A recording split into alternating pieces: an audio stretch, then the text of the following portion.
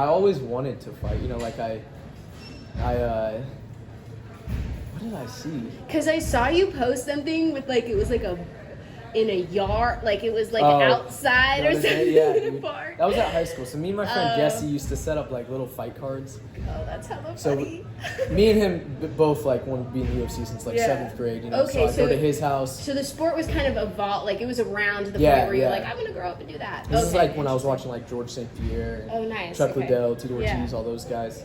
So I wanted to fight since forever. I used to watch, you know, like The Outsiders. I love that movie. Like when they would fight at the end and everything, that was like one of my favorite scenes. And then when I started watching like my first UFC fight, which was Tito versus Chuck 2. Oh, nice. I was up in Washington at my birth mom's house, and they were having a fight party, and I was like, dude, I want to do that, you know? And I was like shadow boxing around and everything as a little kid, and then it just like kept evolving, you know? So I kept watching the UFC fights with my friend Jesse, then we started grappling at parks. Yeah.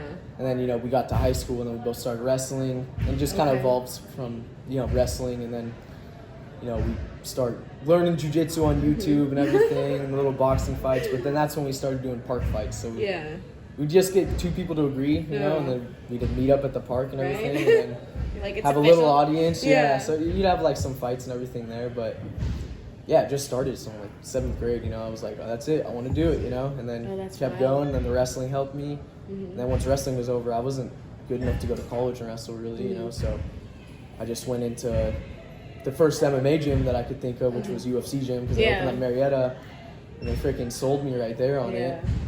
Wish I didn't go there at first, you know, but it was like a good, what's up, man? Yeah, where you get to see the like you get to see it in action. Yeah, because I know other UFC gyms were not like having a fight team or anything like that, but we actually had one, and it was 3 legit coaches, like Doug, Jason, and Brandon, and they used to just like beat the shit out of me and my friends and everything, and then they shut down, so then I came over here, you know, and then I had 15 fights with this gym since, you know, so it was never like one day I was just like, all right, I want to do it. Like I've always wanted to. Like I liked grappling, I liked fighting with my friends and everything, you know, as a like little kid. And you have like entrepreneurial streak too. Like you can fight too. Yeah. You're like, I was the first Dana White doing it. I was the first one doing it. Yeah, for some park fights.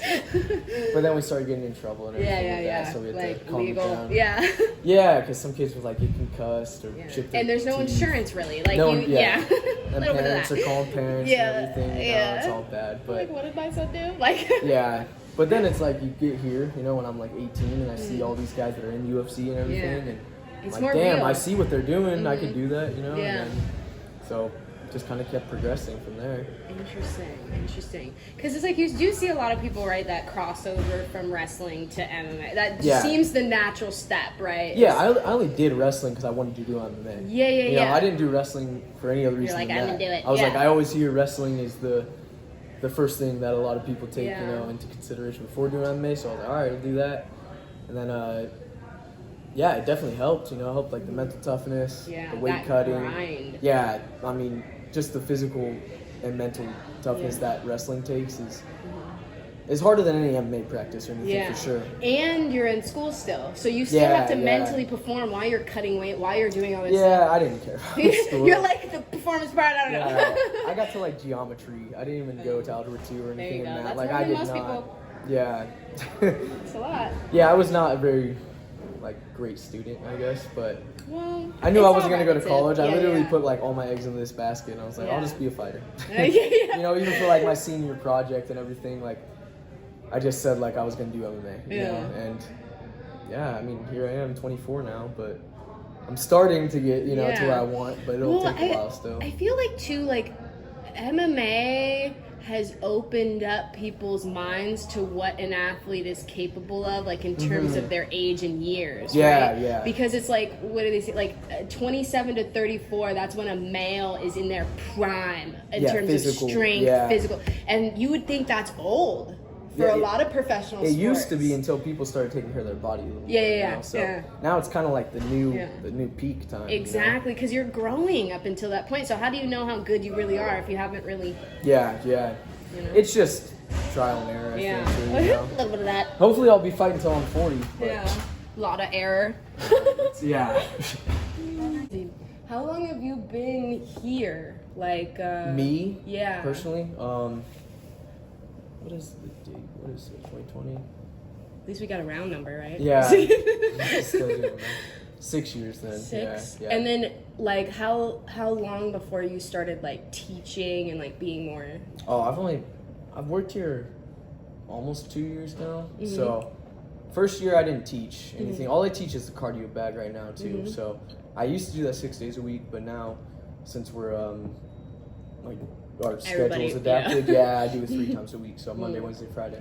But that only got added on when we did that 16-week challenge because this like flooded. We went from no fitness members to like hundreds, you know. So this whole area, like I would have probably, I don't know, sometimes I had like in that first wave, like 30 people in class you'll have, which is too much. Right? Because people are doubling up on bags at that point, and like you can't watch everybody. It's like, oh, this is what teachers feel like.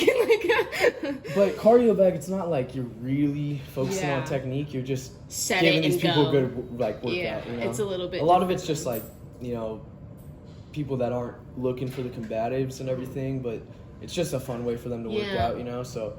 And it's great exercise. Like you don't really realize like how hard it is to build shoulder muscles until you do some type of kickboxing or boxing oriented. Just keeping your hands here the whole time. They want to drop. It's crazy. Yeah. But I've seen, I mean, even from that first challenge, we kept, you know, a lot of the members, but there were some like ladies that stuck with it like religiously, you know, they were doing really well, and they lost like 50 pounds in a year. So they were just doing that, and then our strength conditioning class is really good, and Leanne teaches that.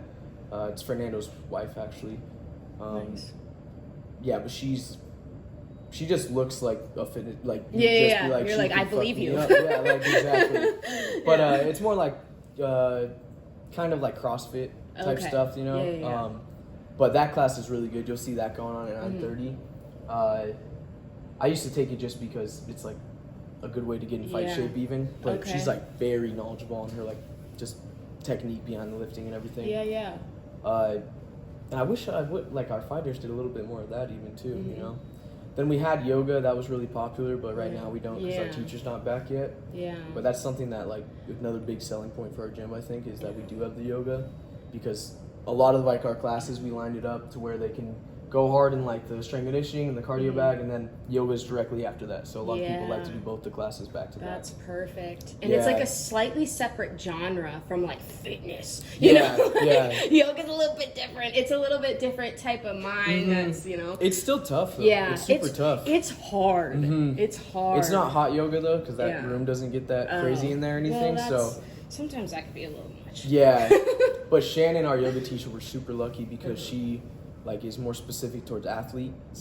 So she's like, well, she's been to a ton of different like seminars, and she has a bunch of certifications for different specifics, you know, like shoulder injuries, knee injuries, back injuries, all that. So it was nice because we had relatively low class numbers in that. So she would literally like ask everyone what their problems is, and then she'll kind of work the class around it, you know. So it's relevant. Because like I had a knee surgery like in 2016, and then I did like almost all my rehab in there, which was good, you know, because the therapy is expensive, you know, and it doesn't work all the time. So it's an interesting thing, right? Rehabbing injuries or surgeries, especially for a sport like this, you know, because it's like, okay, it's going to take damage. It's not like it's something where it's like, oh, let me fix my knee and then the rest of my life I can go about with, you know. It's like you're gonna get hit there again and then something, you know.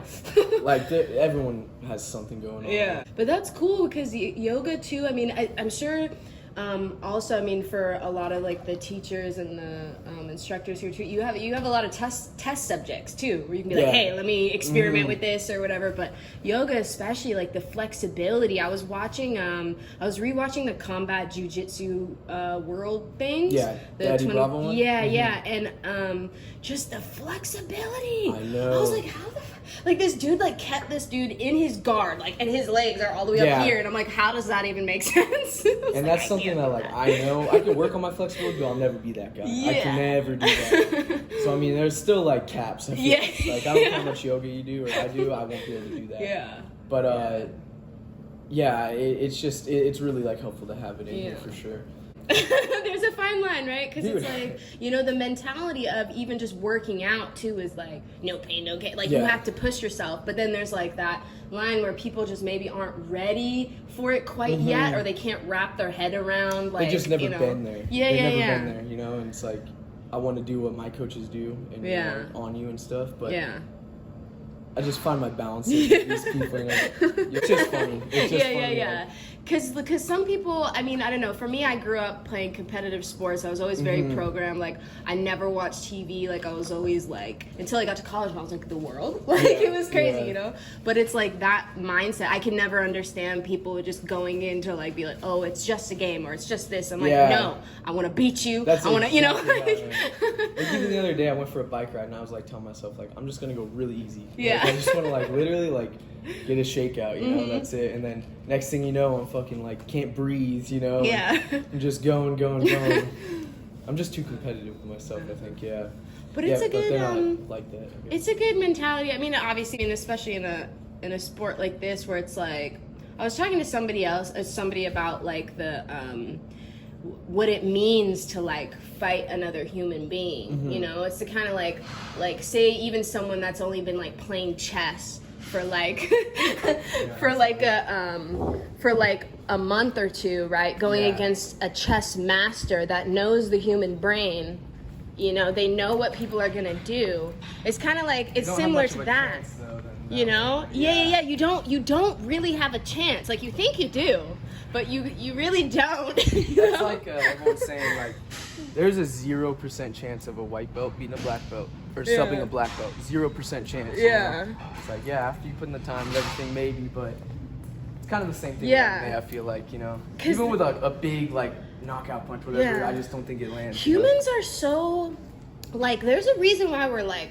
I mean, we're a very complex organism, but there's a reason why we're so dangerous because of our mind. Like, we can see things before they happen or have, like, memories that are like, oh, well, this person did this, and then your body just reacts. Like, I feel like people, like, it's different, obviously, than something that's, like, soccer or whatever. Yeah, you're playing with people. That's a different challenge in itself, but literally trying to, like, beat this human, like it's such a... Well, it's like what that quote from Joe Rogan is. What is it like? Amaze the. What is it? Oh my god, I can't even think of it. You can misquote it. It's like the ultimate problem solving with the highest consequences or something like that. You know. But it's like you can't even learn to think that way until like years and years of doing it. You know what to expect and everything. And the sharp decision making and stuff like that, like. I feel like people don't really understand it to the extent, you know, because it's like obviously there's the stereotypes like, oh, fighters, this or that, or they're dumb or whatever, you know, whatever the case is. But I'm like, dude, these people make decisions in a split second that can be devastating or like, you know. And that's something that not everyone can have because like there's the balance of being able to make the decisions, but then also you got to have the physical capabilities to do it, you know, like in wrestling, if you get taken down, like I know I did my hips out, but if you're not strong enough or quick enough reflexes to get your hips out right away, like they're gonna secure their takedown, whatever. So like, it's just gonna there's a balance that you have to meet though to be good at it. I think you know, like you gotta have the mental side of it, but you also like you can't. I know Ben Askren, like the whole peak performance, you know, whatever. It works until a certain point. Exactly. You know, and then it catches up to a certain style. Might you know. Because I mean, he'll. You know, out technique anyone, I bet. Scrambling and everything, wrestling, all that. But then it's like, look at his striking. He doesn't have that. You know. Bro. Do we take boxing over here? I don't know. A little bit of that. I don't know. I really don't know if he trains stand-up. But. Yeah, I don't know. But I mean, whatever he was doing, you know, worked playing to the strengths and, you know, I heard him say that too, though. He's like, why would I, if I have my bread and butter, why would I go abandon that, you know, just make that touche, better. You know, touche. I mean, that fight IQ, though, is something that's, like, apparent. Like, I see it a lot in, like, amateur stuff where it's like, okay, obviously the package is not put together. Like, even if they're from a good gym, like, it's not put together yet. But you can see the fight IQ and the decisions that they make. You're like, oh, this dude's going to be good. You know? And that takes time. Like, I didn't feel that for any of my amateur fights, really. Like, you know, I had 15 amateur fights, and I barely ever felt, like, comfortable in there. Yeah. I probably didn't even feel comfortable in there until, like, my last fight. Really? Where I was actually, like, very coherent. Like, that's interesting. Okay, I know everything that's going on. Mm-hmm. It's more like sparring, you know, than yeah. Where you're, like, actually thinking a little bit more than... Because my first couple of fights, like, literally, it was a blur. Like, things were, like... it's like that... just, like, rage thing, you know? Yeah. Like, you don't even see straight. Yeah. Like, everything's just, like... I don't even know. I can only imagine what that's like. It's funny when it's like, when obviously there's, you know, the thing where people are like, oh, I could do that, or I could fight this person, and like, I'm like, well, you, even if you are trained, you don't know what you're gonna do when you get in there. Like, you don't know really how you're gonna react, or like, you know, and it takes a while, like, because some people like to fight very often, right? Like, that's like, they fight better if they're more active, or some people are like, way, you know. So so you feel like if you're fighting maybe 4 or 5 times a year, that's a little bit better. I mean, honestly, I would love to. I mean, I've only fought one time in the last like 14, 15 months or something like that. So that sucks because I don't want that, you know, obviously. Yeah. But I feel like I was doing my best. I fought like 4 times in 5 months one time, you know. So it was like one after the other, and then it was just so comfortable, like, you know, the process. I didn't cut a lot of weight back then, you know, so it was like really easy just to like, it was just comfortable. You just knew like what to expect, went through and everything. And I feel like I would have done even more amateur fights, honestly, now if I could. I would have probably stayed for like another 3 or something like that, you know, just to like get every scenario out of the way. Especially because, I mean, did you fight at 125 still when you were in amateur? Oh, no, I fought 135 every fight. Oh, okay. There you go. I never fought one, or I had like 2 fights in 130, but those were just like because catch weight, someone else wanted it. Yeah, I've only made 125 2 times. First time was when I fought at Cage Wars. I fought this guy, Mitchell Shields, who was way better than I like expected. He was the one with hella fights, right? Or is that the second dude you faced? No, that was the first guy I fought, and he was like the pound for pound worst fighter in America. Like, he's actually ranked as that. But he had like a billion losses or whatever. But he had a lot of fights. I don't care. I know. You don't find that it's like... He fought Henry Cejudo even. He fought everyone. Yeah, he's like literally, he's a vet. I get it. But... I wonder if he was Henry Cejudo's first fight. That's on YouTube now, by the way. His I know, I saw that. I saw that. Yeah, it was like the first or second. I don't know. But I was like, yo, dude, Henry Cejudo got dropped almost in that. Not by this guy, though. Oh, okay, then it was not. Definitely not, yeah. Yeah, I was like, dude, this guy came out crazy, like, flying knee. I was like, oh. I don't think it was him, no. No, this guy had like 40 fights by the time I fought him. Yeah. About that. Yeah. Okay. No, the second guy I fought, he was decent, though. But, yeah, that was another time where I actually felt comfortable in there. I could, like, see what was going on, you know? That's why I like Cage Wars, because it was a good transition between pro and amateur. Yeah. Because you know you're good enough. Yeah, get it done. You're good enough, exactly. But it's also 3-minute rounds compared to the 5, so it's like, now it's a pro fight, but it's still the same rounds, so... Yeah. Because everyone's kind of nervous, I think. So how does that work? Like, the commission's just like, nah, we're not doing 5. Like...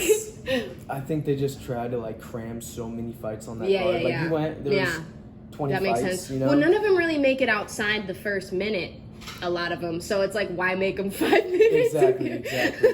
There's no... Yeah, if you never get there. And then you're not going to want to sit through... 25 5-minute fights, you know? Like, there was a lot going on there. Yeah, and I think it's just easier. But I liked it because that way it's like, hopefully you're not gonna endure like 6 more minutes of damage. Yeah. Extras. But you can get the practice of doing the camp, the weight cut, everything, you know? Only downside is like you don't get paid really, you know, to take a commission. So if you're not pushing tickets, you're not getting paid. So that's why I don't want to cut a lot of weight for it, you know? Yeah. So you're like, dude, nah. that first time I cut, like, I couldn't even walk straight. Like, they, like, let me cut everyone in line just to get on the scale. Oh, I was about to, like, die. And that was your first time at 125? Yeah. Okay. Yeah. I think I weighed in, like, 124.6.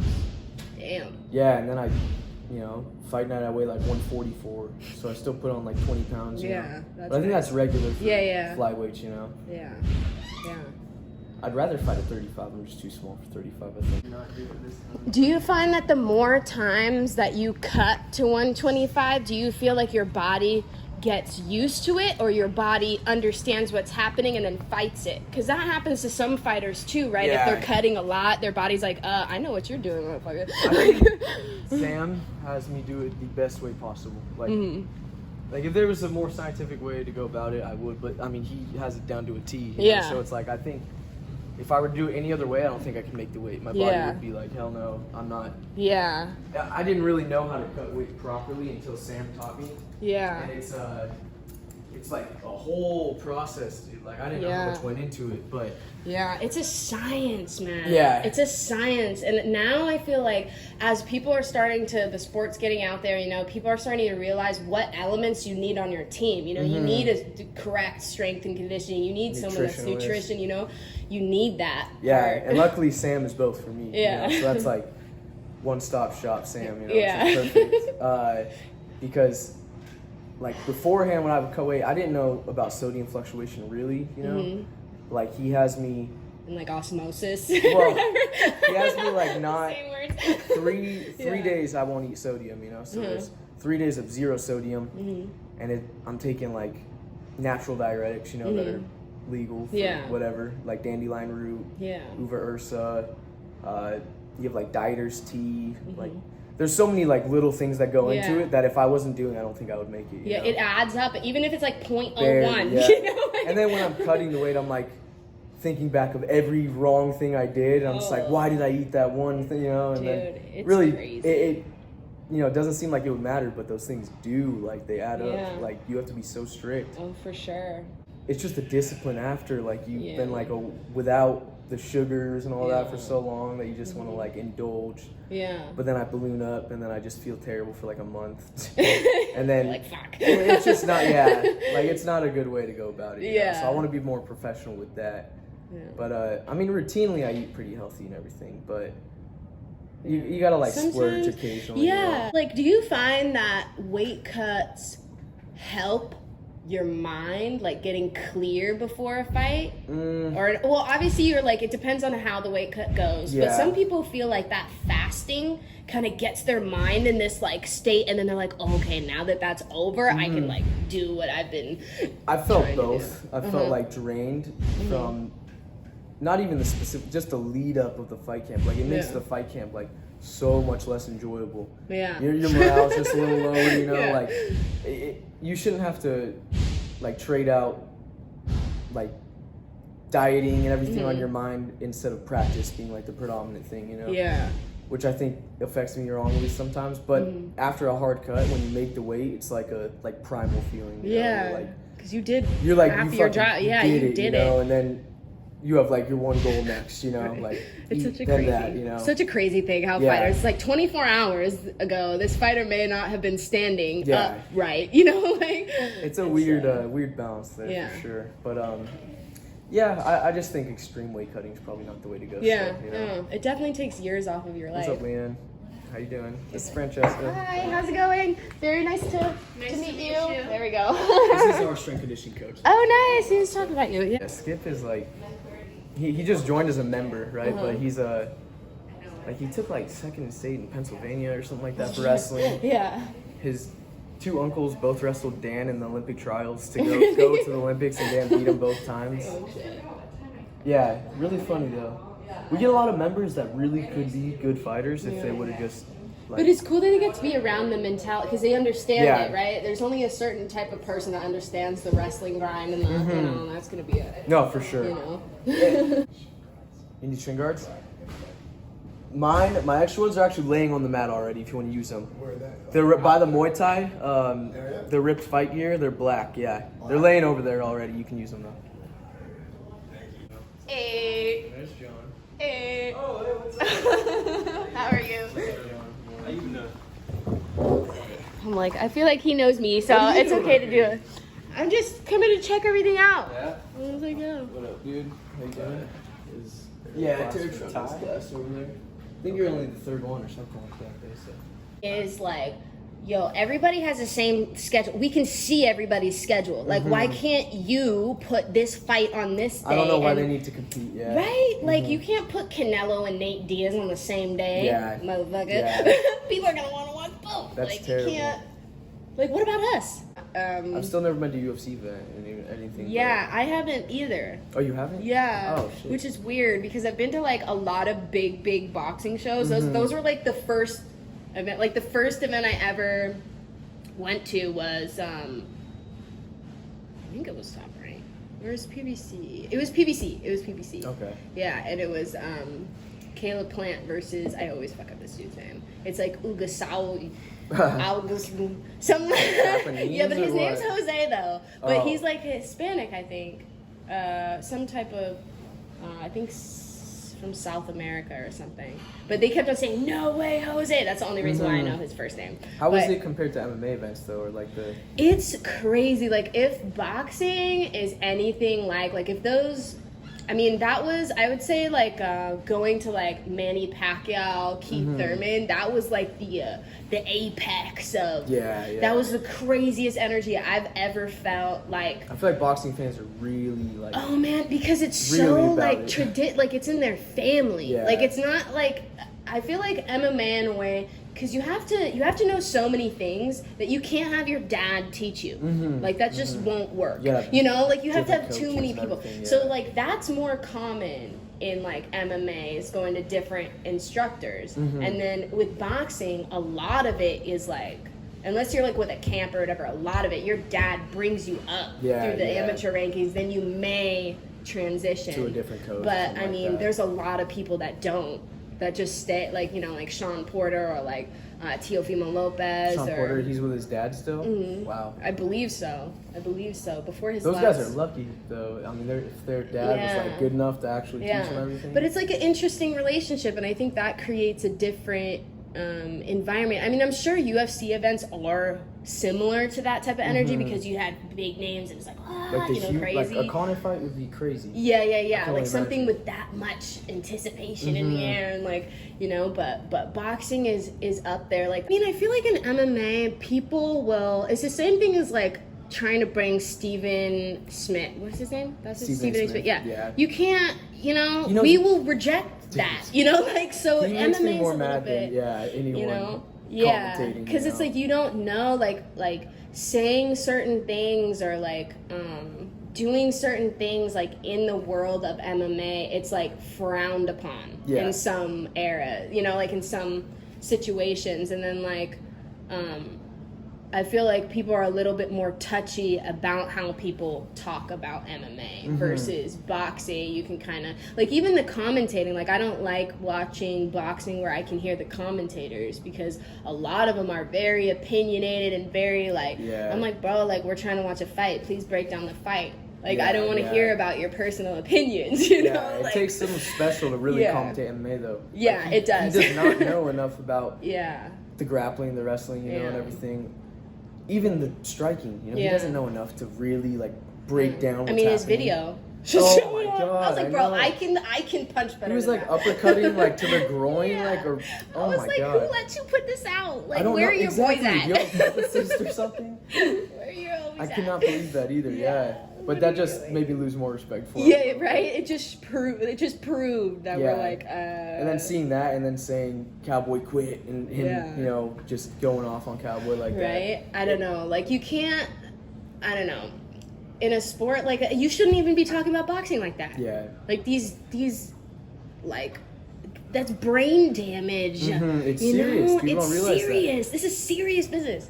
And when I watch like some of like the KOs and stuff like that, it's interesting because there's like a disconnect in understanding what actually happened. Because it's kind of like when a drunk person gets up, you're like, oh, that person's drunk. Like, this person just got hit in the head to where they can't function. Yeah, that's what just happened. And it's not like, it's kind of scary, you know? It's like, you realize you're not in control right there. You know, like when I fought Joseph Dorado, like I didn't know what happened. Yeah. Like I stood up, couldn't even remember 2 seconds before or anything.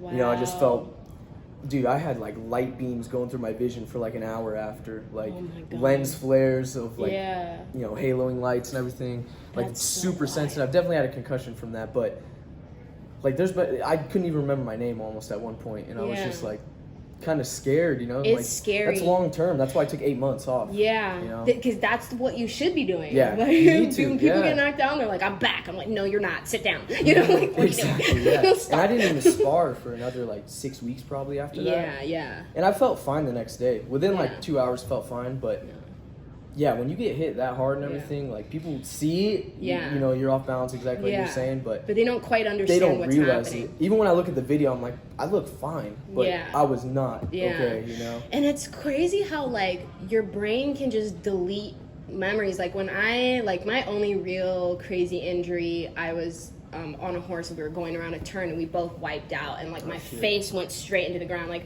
my helmet was like obliterated, and these have crash ratings on them, so they're harder than motorcycle helmets. Oh my like God. They're legit, and I smashed the whole side of it. And I remember the fact that my trainer was asking me questions, but I don't actually remember like me responding. But I know she asked me, "What's your phone number? What's your address?" And then she asked me my name, and I was like, "I don't know." And just having that thing of where it was like, dude, that whole day was erased. That whole day, like everything was erased, and it's like, dude, that's how quickly it can happen. You know? It's scary because you don't want that to happen too often. You know, because I'm like, I don't know how much more I'm gonna retain after that. Like that happened one time before when I was in Pacific Beach training at the arena, and I went in for a takedown. Same time the guy threw a knee. He was aiming for my body, but my head like went straight into it. Same thing. I couldn't remember my name. I just bought a new truck, and it was sitting in the parking lot, and I'm just looking at it, and I was like, is that mine? And they're like, yeah, that's yours. I was like, whoa, that's mine. You're like, I'm going to take your keys right now. They didn't, you know, really, and then I drove home, and all of a sudden I'm just home. And I was like, what the hell just happened? I was on autopilot the whole time. Yeah, you miss periods of time. Very dangerous, though. Like, head trauma is not anything to mess around with. It's no joke. It's no joke. And the permanent damage. And then they stopped, and then it was like 10 seconds. Like, they did the clap. And then they headbutt, and then he separates them, and then they go, and they have like 5 seconds left, and then that's when the whole thing happened. I'm like, dude, you should know that there's less than 10 seconds left. That's like, should be... Super unfortunate how that happened, especially for Dom, because he 3-year layoff. And 4 years. They're 4 year, whatever. It's felt like 2 times in the last. I don't know. I kind of like. I like his brain the way that it is. Like, I really want him to stay as like an analyst. Like, his mind is so technical and like. I don't know, but I also like him, you know, talking shit a little bit. I like to see the fight week. Like, I like that. He's one of my favorites. He's so competitive. He's just like. He does not care what he says to you, you know? Like, but he's right. Like, he'll break down your game and he'll be right. Like, that's the shit. Yeah, he'll kill you with his IQ, if anything. And that's what's hard to watch, like when Cody Garbrandt's talking to him, and I'm just like, just shut up, dude. Don't. He's going to grill you on. I feel like, but men in general, I feel like it's very hard to have less than 125 pounders. Dude, no one wants to watch flyweights in general, which sucks. It's like, I'm interested because that's my weight class. But other than that, I get it. Like, but I don't know. It's like half a human. People out at 125 too. I don't know. Like, there's a couple good ones. You know, like people. I don't know. I just like to see like good fighters fight. I don't really care about the weight class. Wasn't John Lineker at 25? At one point? Yes. Yeah. Because he fought. I wonder if is Brian Keller at 125? He just fought Hunter Azure. Is that 25? I don't think that was 25. I think they're 35. Yeah, they're 35ers, right? But he fought John Lineker. Okay. So it could have been at 135 or 125. Either way, that's a guy that freaking knocks people out. Demetrius Johnson had some couple finishes and everything like that, you know, but I get it. It doesn't. And maybe Brandon Moreno, bro. He has some heat on his shit. Yeah, dude. He came here, trained with him a little bit, and like he fucking goes. Yeah, and it's it's crazy because isn't he like a jiu-jitsu guy, like wrestler? He's like a grappler first, and then he's like. I think he's like a brown belt or something. Yeah. And he's just got like that Mexican boxing style too, though. His hands are good. He has good reach on him. His kicks are good too. Yeah. Like he was throwing everything into his leg kicks. Brandon Moreno's won me a lot of money in his Mexico fights. Dude. I'm like, I'm gonna pick him. He's an awesome fighter. Yeah. I was supposed to fight his teammate in Combate, like one of his main guys. Oh, really? I was gonna go to like Baja California, but they didn't work out. Yeah. Unfortunately. Yeah. I accepted it, dude. They turned it down though, and then he ended up fighting still and everything, so it was weird. But I see him train with him. Yeah, I think it would have been a good fight though. Yeah. But when Brandon came here, Yeah, he had like I think he came up because his wife was having a baby at this hospital, so he trained with us for like a week and a half though. Nice. So that was good. I mean, seeing like, because I think he was like top 8 or something at that time, you know. And he's a good, stud, man. Dude. Yeah. I was what's it called? On Gym Crashers, I was like a guest, and they had Ron Skullgang on there, or Skullsdang, and he actually in his second fight out fought Brandon Moreno and won unanimous decision. No way. Yeah, that was like one of his only losses, right? He's like 15-5 or something. Yeah, it's one of his losses, and man, he had the craziest because Ron has very heavy hands. He just knocks people out. He just comes forward and. I think they may have been fighting at 135 possibly, but so he drops Brandon, and he's like grabs a leg or whatever, and then he flips like this way, and he's like has his legs up, and then like Ron comes through and literally has the hardest grounds straight to the head, like straight back into the canvas, like this. His head hit. And oh my god! And he was just still up fighting. I was like, what? Yeah, he's tough, no cobwebs, no nothing. Yeah. Yeah, and he can scramble too. Yeah, he's good. Yeah, hopefully he'll be back sometime. He said he wanted to come back for a little bit, but might be a conflict of interest eventually. You know, a bunch of our guys are coming up in 25 or anything. Exactly. But there's a lot of good fights coming up at 125.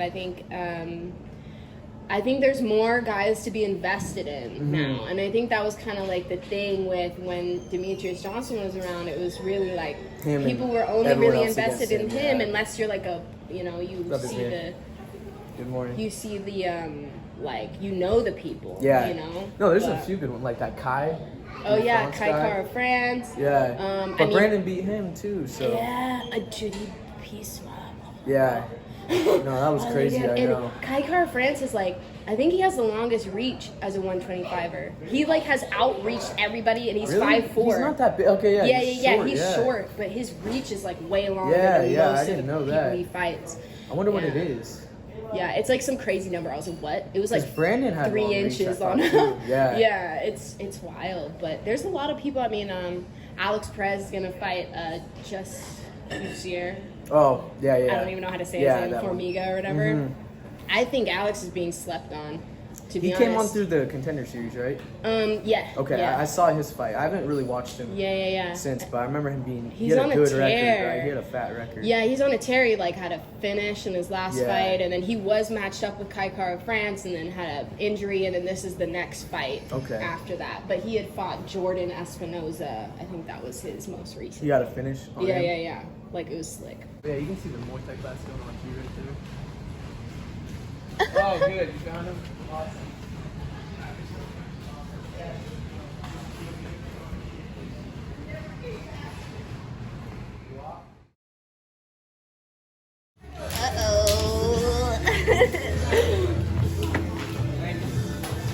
I'm contributing.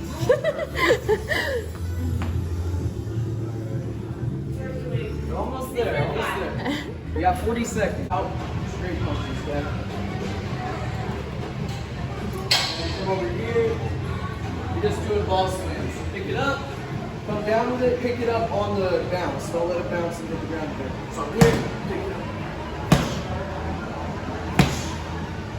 So we're going to work our way clockwise. After that, come to the wall. Stay here. Doing get-ups right here. Good. Alright, then on the ladder, we're just doing jabs, okay? So I'm coming in, sideways right here. When I get to the end, do it back. So I hop in, then I just come out back. Right here, non-stop. Yeah, and the last one I'll hold this, yeah. 4. There is 5. Oh. Oh, you can get rid of that one.